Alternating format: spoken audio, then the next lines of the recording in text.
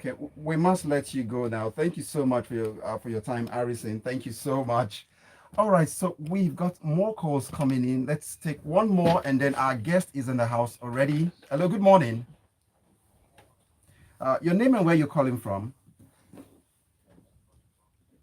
Tobias from First Tech. Please go on. Our guest is waiting already, so just make it quickly.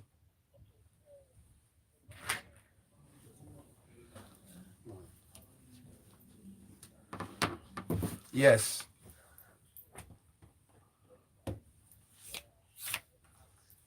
Fault by an agitation is to place sit at home on Monday.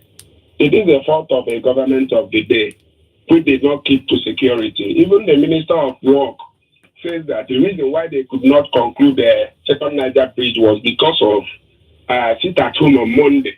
You can see the federal government itself is even abiding with the law. Okay? All right. The sit at home order was pressed by IPOPs.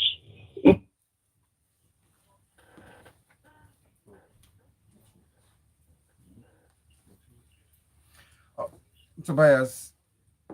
Okay. Thank you so much, Tobias, for your time. Thank you so much. Well, that's the much call we can take for now. It is time to move on and welcome our guest, especially into the studio. Well, at this time, I want to make welcome the presidential candidate of the African Action uh, AAC. That's it. Welcome. And that's talking about the person of Omoyele Sowore is here with us. Good morning to you. Thank you. Good morning. Thanks for bringing me to your studio this morning. We must say thank you once again for stopping by because we know presidential matters at this time. It's even if it's the campaign trail, we understand what it feels like at this time. So we appreciate your time here. Thank you. So, but the first thing we want to quickly go to because our time is short, we want to say, what has the reception been like? You know, meeting Nigerians. What's the message been like? What are they telling you? Are they feeling your vibe? Yes, absolutely. They're telling us to keep at it. I think for the first time, it is across board that Nigerians are tired of the same old political system, personalities, and character that have run the country aground. And anybody like myself who has maintained a consistent disdain for the system of exploitation of the people and denigration and degradation of our people's economy, our messages are always welcome. The question we should ask ourselves is if the powers that be don't want to mute these messages, and but they haven't succeeded at it. And if you know my background, I've been up against them since I was University 18 years days. old. Yes, University of Lagos. Okay, that segues us into the next question because as the sun set over the country yesterday, being Wednesday, two issues, two persons were speaking in this country. One was the INEC chairman speaking, who is apparently, we can say, the most important man in Nigeria as we speak today. And the second person is you. INEC chairman was saying, look, we are ready. There will be no postponement of the elections. And he was addressing a forum of political parties, which I believe your party was also in attendance at that time because it was also presenting the register of 90 Voters, voters, yeah, about 93.4 million registered voters, voters in which is there. different from people with PVCs. Now, there was a counter voice, which was yours. Yes. The issue ringing across the land yesterday that you don't trust this INEC. They cannot do this election. What has led to that in a campaign that you are in and these guys will still conduct the election? Well, I participated in 2019, and we were very clear in 2019 that INEC was not ready for free and fair elections. People ignored it, and when the election came and passed, everybody across board said there was no election. There was no election, and they went to court. In court, they couldn't prove that they won the election, so they had to rule on technicality. I didn't know the details because I was in detention, having been accused of trying to overthrow the government about the same time. I spent 5 months in detention, and but at that time they had concluded the litigation in court.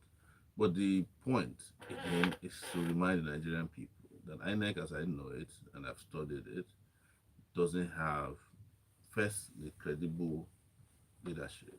The leadership of INEC at this point is populated by members of the APC. Yes. But why then did you wait till this moment? I didn't wait. We're just like I a didn't stone wait. throw away from the I elections. didn't wait to this moment. You should have followed me. Followed the Jardinians. We were shouting. We were shouting and writing. We were mentioning names that were nominated. We were the ones that campaigned against the nomination of Loretta Onoshe, who was Buhari's spokesperson at that time, one of his media aides. They removed her because the Senate rejected, and they secretly replaced with their own people. And the Nigerian Senate, the National Assembly, had accepted them. We never stopped.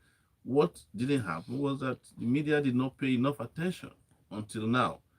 Before yesterday, I had been saying that INEC was not ready. INEC came out 3 days ago and said they're afraid that the election will not hold, cannot hold. It wasn't them that started saying that. I had been talking about the fact that too many non-state actors, right, Yes. are in control of territory and that's going to threaten this election. I was in attendance of a meeting with all the leaders of the security agencies in Nigeria. I spoke there that the police has not given assurance that they are able to protect and provide security for free and fair election. The policemen called all the media people not to air my view. Now, with what you have said Yes. at this moment, would you still be going ahead to be, because you cannot at one, you've raised an alarm already now that you don't trust these umpires. They cannot conduct a credible election, free and fair. That's Yes. what you said yesterday at the Punch Forum. Yes. So, are you still in the race? I'm in the race. I'm in the race because it is the people that must guarantee the credibility of the election. Not an there's no electoral umpire in Nigeria that has ever conducted a free and fair election.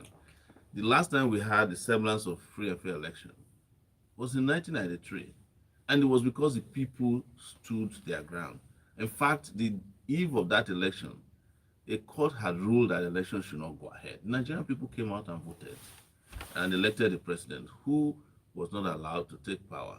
So INEC, this is what INEC does. They confuse the public, they ensure that elections are not properly held, and they announce the results. But the people can stand up now, having been given adequate notice. We still have 45 days to go. Okay, well, we still got a lot of questions to ask you, but Yes. we'd like to quickly take it back to the people who are listening right now, just to let them know that they can be part of this conversation by reaching us up on 01448 9981 for calls only. We can take WhatsApp messages on 0809 444 0981. I'm speaking with Omoyele Sowore, the presidential candidate of the African Action Congress, is here on Talk Politics on Smooth 98.1. While we wait for the calls to come in on 01448 9981, let's get on to some of the issues that have resonated on the campaign trail with you. You seem to be very, very uncomfortable with the Nigerian federalism as it is right now. What is really your gross with the kind of federal system we have, and what are you bringing to the table? It is that, we're supposed to be practicing a federal system, but we are in a unitary, heavily militarized system. And this was as a result of the fact that the Constitution, the ground norm of the operational back end of, backbone of Nigeria, is the military constitution. So the people who are running the country are running as a military state. And I have said that the solution is to frame a new constitution and jettison and junk the old constitution that was made by the military, because that constitution has no background in credibility or legality. It did not pass through the people. You cannot write on the first page of a constitution, "We the people," and then inside the constitution there's no input from the people.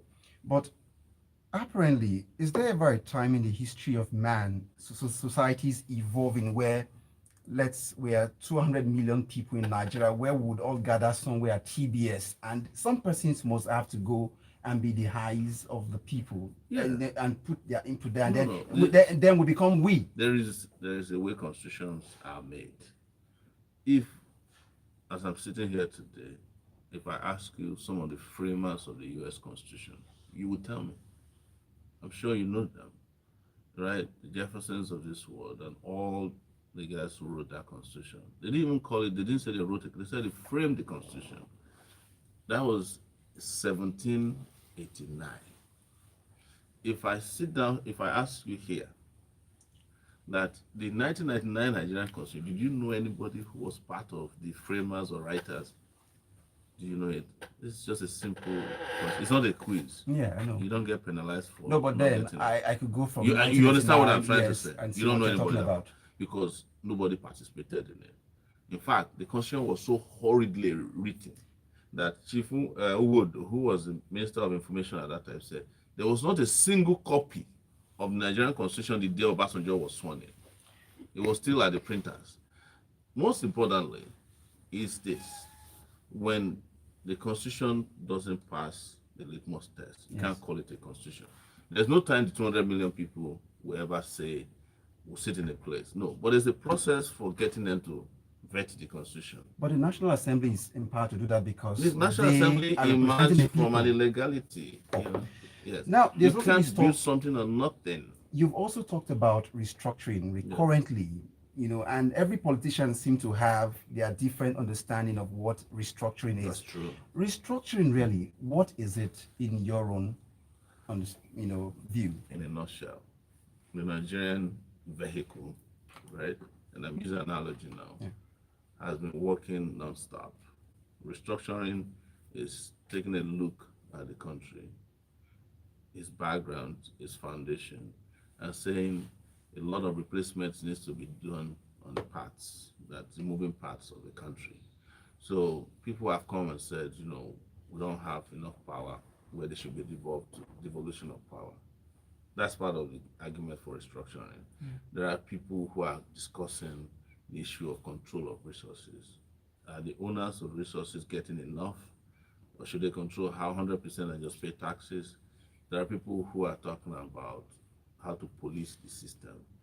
Restructuring involves even the national electric grid. Should it be a national grid or a regional grid? And most importantly, restructuring has to do with what is in the exclusive list, in this country. A lot of people want those things dismantled. But my own solution is simple. If you want to restructure Nigeria, go to a sovereign national conference. It's still Talk Politics on Smooth 98.1. We'll go on a quick break. We'll be right back after this timeout. We've still got Omoyele Sowore of the African Action Congress here with us on Talk Politics. And you too can be part of the conversation by reaching us up on 014489981. But that will be after this timeout.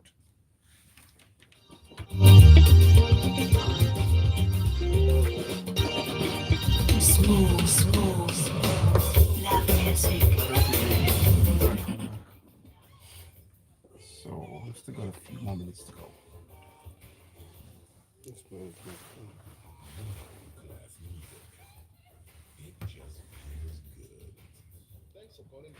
I signed up with I don't worry about hospital bills. I get access to top quality healthcare and still save enough for other things. They even help me book my doctor's appointments.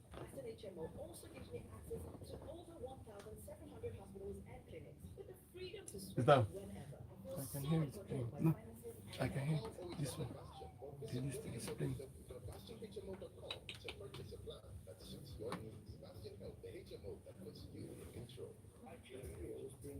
We're back. Talk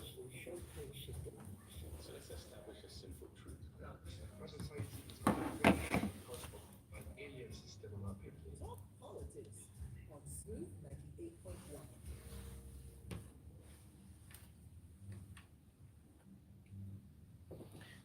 And we're back. It's still Talk Politics on Smooth 98.1. I've still got the presidential candidate of the African Action Congress, Omoyele Sowore, is here with us. So, before we went on that, you talked about restructuring and how it would intend, looking at certain functions of the three tiers of government. That's right. But something very important, because I know we're pressed for time, but to get you to talk about some of these pressing things we've heard you talk about in your campaign trail, and you talked about the need to overhaul drastically the Nigerian security architecture. What exactly are you looking at?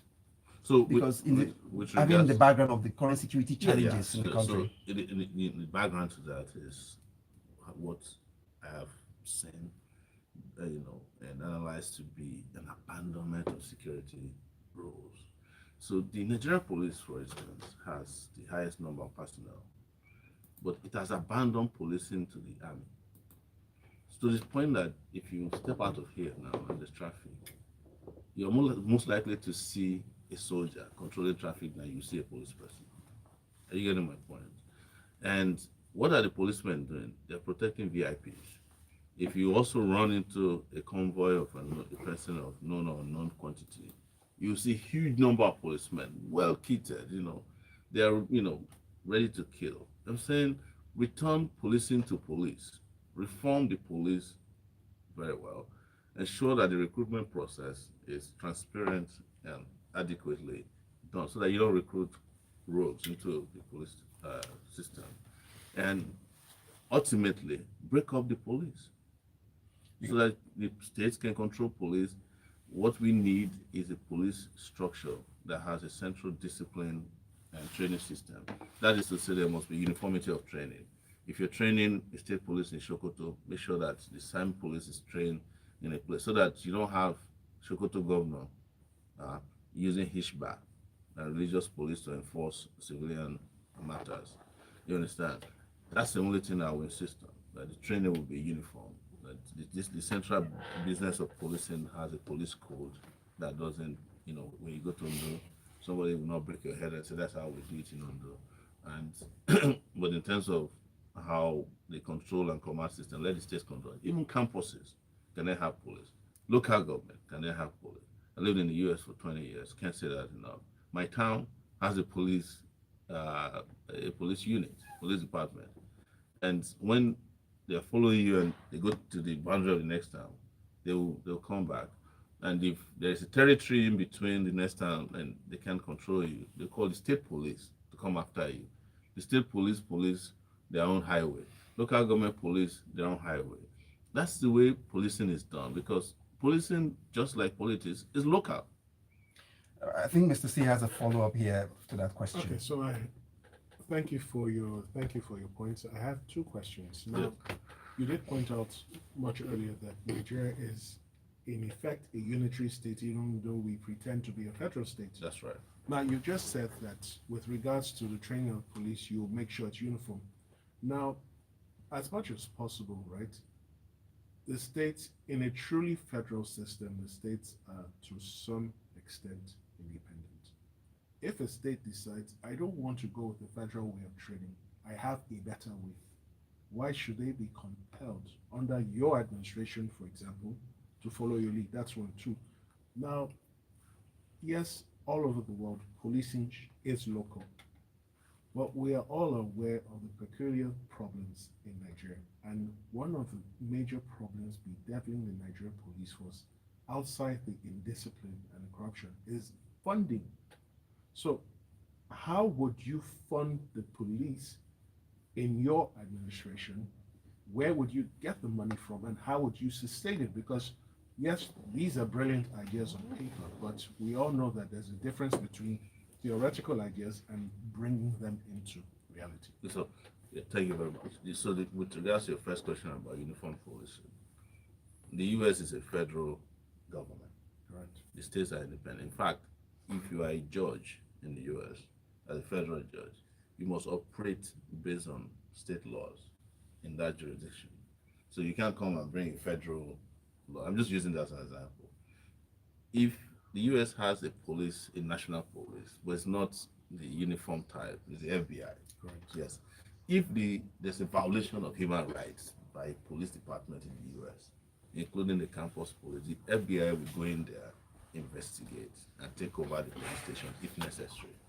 Because that idea of fundamental rights is national for them. Well, it's universal.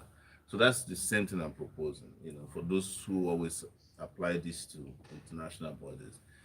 And it speaks to your second question, that if we worry that funding and the excesses of governors or local government chairman could make the police go rogue, there must be an oversight system that we agree within the federal structure that these are boundaries that must not be crossed. You cannot say because you are state police, you are trained in a state facility, you have the right to take life. If you take life, and the state governor is happy that you took somebody's life, the federal government must be able to come in as a superstructure, because still there is a federal government as a superstructure to say, look, taking of a human life is unacceptable. And this is where the issue of funding comes in. We will agree at the federal level that we will make deductions. This is my proposal. Okay. We'll make deductions from the security funds, the allocation of security funds to governors. We will deduct in advance at the federal level before we disburse the state funds to them, because funding for even states and local government comes from the federal purse, because the states don't generate enough money. Apparently, we haven't gotten there. So that police salaries across the states, or wherever we might have policing, is paid whether the governor wants to pay it or not. But it's taken from the security funds that are being quaffed right now by state governments. And that brings me to the final question we've got for you. So, the last question here is, if hypothetically you were elected as the president of the Federal Republic of Nigeria and sworn in on May 29th, you'll be inheriting about 77 trillion naira debt. Does this bother you, knowing that you also seem to propose a socialist kind of government as you're coming? Where would you get all of these funds from? See, debts by themselves are not the biggest problem of government.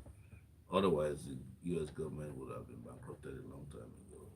They are probably the most indebted government in the world. They owe China a huge amount of money. They owe everybody. And our debt to GDP ratio is not out of control yet. Our problem is debt to revenue. And we're servicing debt now with almost 80% of our revenue. What I would do, first and foremost, is to pause debt repayment. And I will go to the next level, which is audit the debts. Do we really owe? Because Nigerian government likes to throw around figures. And this happened during Obasanjo's regime. When Obasanjo came in, I think our debt was like 30-something billion. When they audited the debt, they discovered that Nigeria didn't owe as much money as they claim we're owing. In fact, some 25 years later, some of the debt deductions they did, they are now refunding to state governors, and of course, they're happily stealing it as well. So if you don't audit this debt, don't come to a final conclusion that we're owing 77 trillion. But the final thing about money is that, look, I know where money is because I'm a follower of Nigeria's money as a journalist for more than 14, 16 that years. takes us into this now quickly. Yeah, This yeah. is it. Let's say we get into a runoff and you are making it to the next round. Would you consider seeking for endorsements from the OBJs of this world and other political parties to get you into Aso Rock? No, I won't ask any failed Nigerian leader to endorse me. If I get it to the runoff and I'm up to the next election, it means that the confidence level is really high enough to bypass, liabilities. Well, so on this note, we must wrap up the show today. It's been Talk Politics on Smooth 98.1, and today we've gotten the presidential honor of having the candidate of the African Action Congress, Omoyele Sowore, speaking to us on sundry issues. We do hope you find time, to take out points and then look out for it. But above all, the choice lies with the Nigerian people, as he has said. I want to say thank you to Mr. C for sticking out with us today, Mr. C. And of course, thank you to Afolabi Bikule. It was great for having me. Thank you. All right, so this is where we leave it. And then stay tuned to Smooth 98.1. The news is up next. Remember, the difference between 6 and 9, dependent on where you stand. So have a good time and stay tuned to Smooth 98.1 FM. Great job. Thank you for coming. Thank you so much. Sorry about this is supposed to be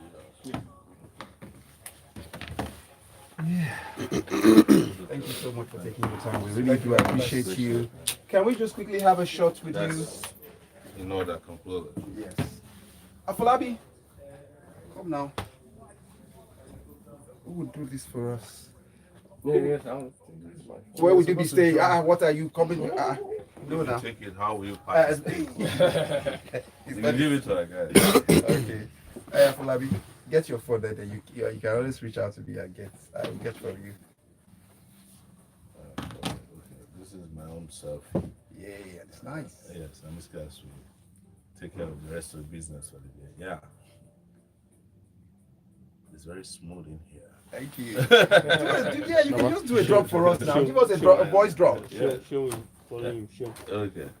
Talking, just do the Show what? Okay, when you Yeah. Let me just wait.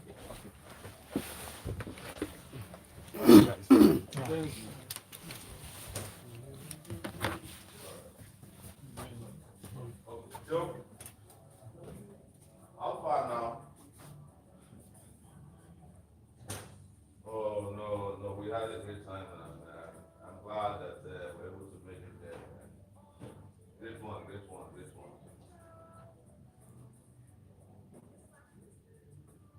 I mean, we share.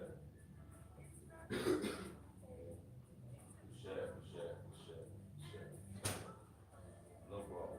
I see they around, Shai. Enter. FF say you did there yesterday, sir. Now. Femi, hold on. He said he was there. And he called me this morning. He said, "I have to get there together." He said he only left after you went out to change. Are you ready? Yes. So, yeah, he said he left when he went to change.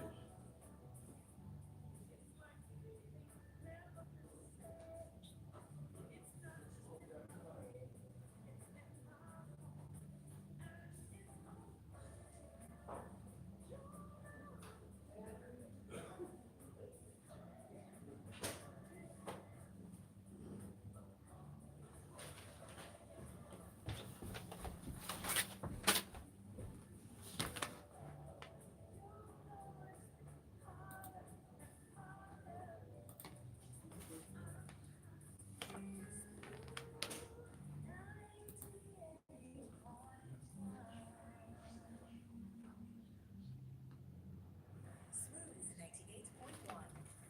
Headline news. Good morning.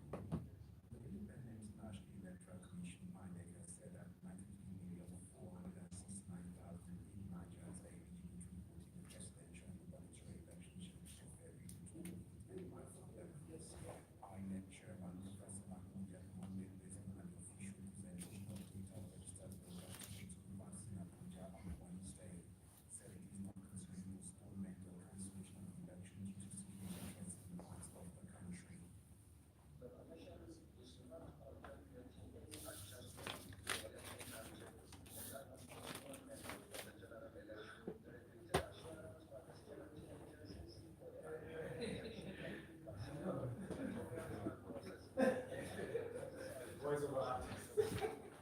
All right, guys. General election will hold as scheduled. Any report to the contrary is not the official position of the commission.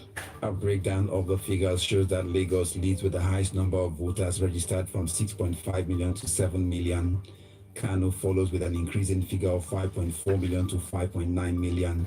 Kaduna now has 4.3 million registered voters, while Katsina has 3.5 million voters. Meanwhile, the presidential candidate of the African Action Congress (AAC), Omoyele Sowore, has expressed doubt over the readiness of the Independent National Electoral Commission (INEC) to conduct a free and fair election on February the 25th. Sowore, who made this known on Wednesday at the roundtable organized by Punch newspaper, alleged that there was no election conducted by INEC in 2019 but elections. He warned against any excuse to postpone the election scheduled for February and March this year, as it has been paid for already, and INEC should not come up with excuses. Meanwhile, the Nigerian Association of Resident Doctors is threatening to begin a nationwide strike if the federal government does not meet its demands before January the 28th. The association issued a threat in a letter to the Minister of Health, Dr. Sage Hanire, saying the process for the strike would commence if pending issues were not addressed. but for its January 2023 National Executive Council meeting starting on January 24th to the 28th. The outstanding issues yet to be addressed by the federal government include the irregularities in the new circular on an upward review of medical residency training fund, outstanding payment of areas of the new hazard allowance, non-payment of the skipping areas for 2014, 2015, and 2016, and the non-payment of the consequential adjustment of the minimum wage to some of its members. And a yet to be identified man drowned on Wednesday while riding on a jet ski at the Lekki Ikoyi inland waterways of Lagos. Permanent Secretary of the Lagos State Emergency Management Agency, Olufemi Okeosai, while confirming the incident, said the victim drowned as a result of speeding, adding that efforts were ongoing to recover his body from the lagoon. In a